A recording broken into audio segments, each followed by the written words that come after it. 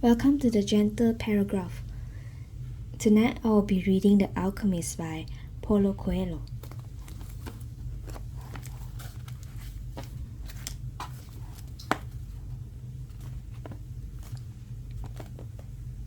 He was shaken into wakefulness by someone. He had fallen asleep in the middle of the marketplace, and life in the plaza was about to resume.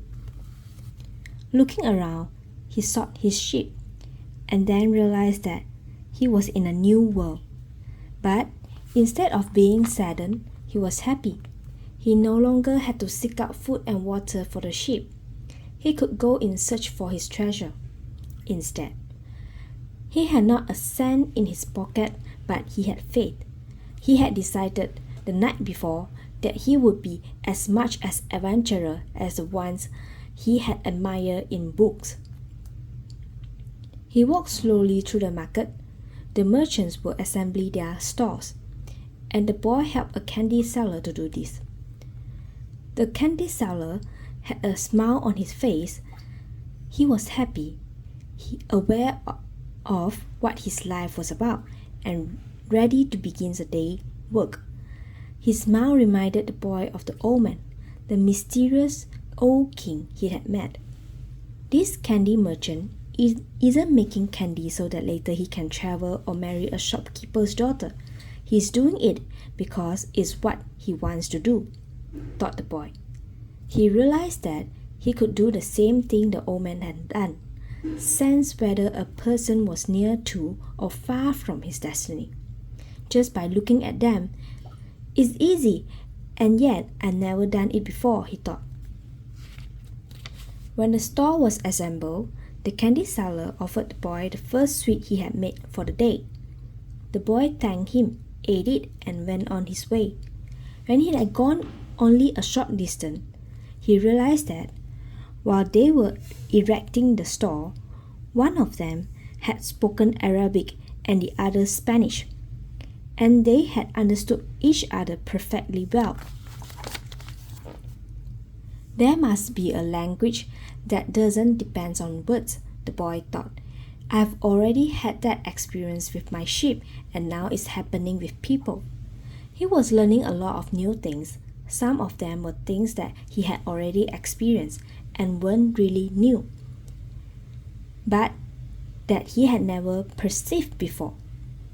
And he hadn't perceived them because he had become accustomed to them. He realized, if I can learn to understand this language without words, I can learn to understand the world. Relaxed and unhurried, he resolved that he would walk through the narrow streets of Tangier. Only in that way would he be able to read the omens. He knew it would require a lot of patience, but shepherds know all about patience. Once again, he saw that in that strange land, he was applying the same lesson he had learned with his sheep. All things are one, the old man had said. The crystal merchant awoke with the day and felt the same anxiety that he felt every morning. He had been in the same place for 30 years, a shop at the top of the hilly street where few customers passed. Now, it was too late to change anything. The only thing he had ever learned to do was to buy and sell crystal glassware. There had been a time where many people knew of his shop. Arab merchants, French and English geologists, German soldiers who were always well-heeled. In those days, it had been wonderful to be selling crystal, and he had thought how he would become rich and have beautiful women at his side as he grew older. But as time passed, Tangier had changed. The nearby city of Ceuta had grown faster than Tangier, and business had fallen off. Neighbors moved away, and there remained only a few small shops on the hill. And no one was going to climb the hill just to browse through a few small shops.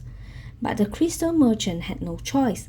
He had lived 30 years of his life buying and selling crystal pieces, and now it was too late to do anything else. He spent the entire morning observing the infrequent comings and goings in the street. He had done this for years and knew the schedules of everyone who passed. But just before lunchtime, a boy stopped in front of the shop. He was dressed normally, but the practiced eyes of the crystal merchant could see that the boy had no money to spend.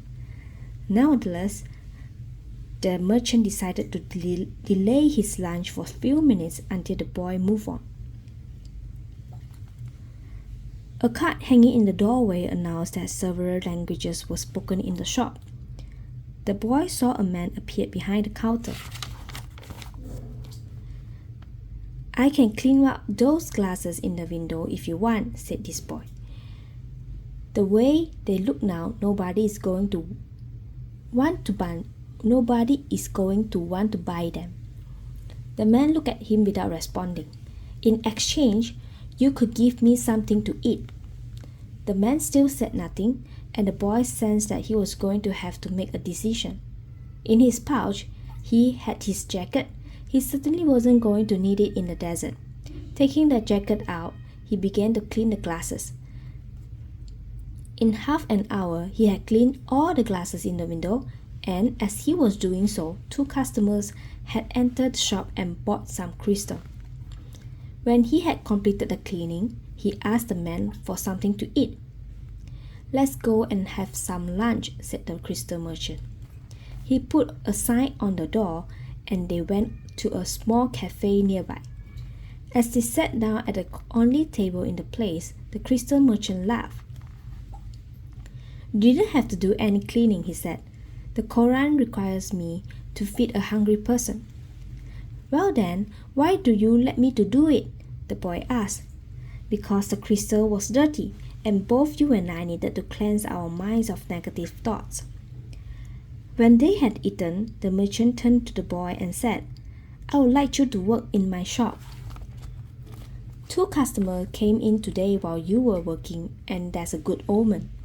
People talk a lot about omens, thought the shepherd, but they really don't know what they're saying.